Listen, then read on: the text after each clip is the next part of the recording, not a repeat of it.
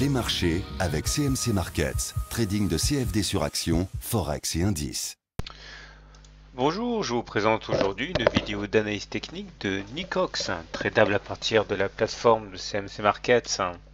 Alors, où en est-on sur Nicox? Comme on peut le voir, les choses se sont récemment dégradées. En ce sens, Nicox a suivi le reste de la plupart des valeurs de la cote, puisqu'il y a une correction, ça n'a pas pu vous échapper. Et cette moyenne mobile à 20 séances, là, qui était un petit peu la garante de la tendance haussière, a été cassée net il y a 4 séances. Donc on est repassé en tendance neutre, voire légèrement baissière, puisque la moyenne mobile à 20 séances décroît légèrement maintenant et que nous nous situons en dessous.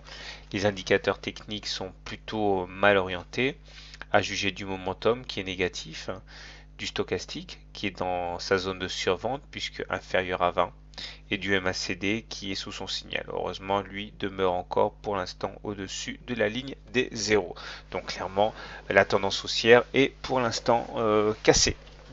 Et elle le restera tant qu'on ne sera pas repassé au-dessus de cette moyenne mobile à 20 séances et que celle-ci ne sera pas redevenue haussière.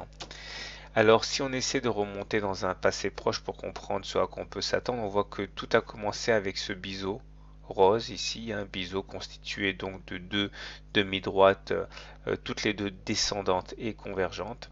Et on sait que cette figure se casse généralement par le haut dans 8 cas sur 10. Et ici, de manière très classique, on a donc cassé ce biseau par le haut ici, de manière assez franche. Et on en a profité pour dessiner un fanion. Alors regardez le mât. Et voici ce qui constitue donc le fanion. Nous évoluons avec de belles amplitudes à l'intérieur de ces deux obliques descendantes que porte un grand mât. Alors du coup on peut également tracer un canal bleu dans lequel nous sommes en train de faire une rotation. Alors maintenant ce qui est important c'est de comprendre les implications de ce fanion, puisque là encore comme pour le biseau, le fanion qui est d'une durée plus courte se casse généralement par le haut. Et on a pour objectif maximal de prendre la hauteur du fanion et de le poser sur la base ici et de reporter la hauteur de ce mât, et on voit que ça nous donnera un objectif très ambitieux de 3,1 euros. Bien sûr il faudra quand même se départir des 2,9 euros par là puisque ça correspond à la partie haute du canal.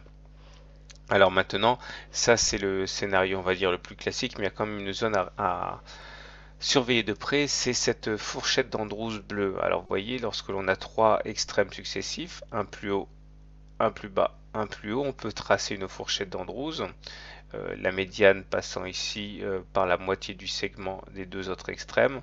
Et on voit qu'on a dans 80% des cas, en fait, cette médiane de la fourchette d'Andrews attire les cours. Ça a été chose faite ici, mais il ne faut pas passer de l'autre côté. Si on passe de l'autre côté, dans ce cas, on s'ouvre la voie pour aller chercher les 2,1 euros.